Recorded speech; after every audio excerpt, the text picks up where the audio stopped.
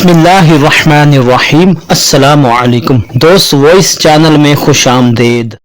ناظرین، آج ہم اس ویڈیو میں بتائیں گے کہ ماہ سفر کے مہینے میں آپ نے کون سی دعا جو ہے ہر روز پڑھنی ہے۔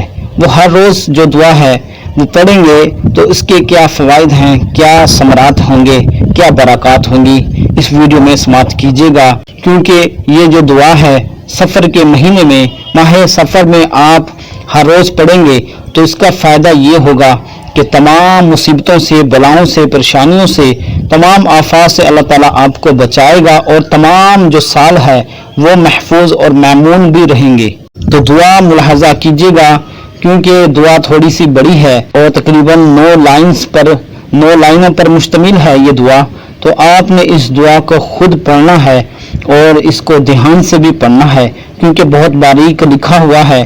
تو یہ دعا میں اس لیے نہیں پڑھنا چاہ رہا تاکہ مسٹیک نہ ہو جائے، تو آپ نے احتیاط سے اس کو پڑھنا ہے، پہلے اس کو دہرا لیں تاکہ کوئی مسٹیک نہ ہو، پھر اس کو پڑھیں، سمجھیں اور پھر اس کو ہر روز آپ نے پڑھنا ہے۔ تو امید کرتے ہیں آج کی جو یہ دعا ہے آپ اس کو پڑھیں گے ہر روز۔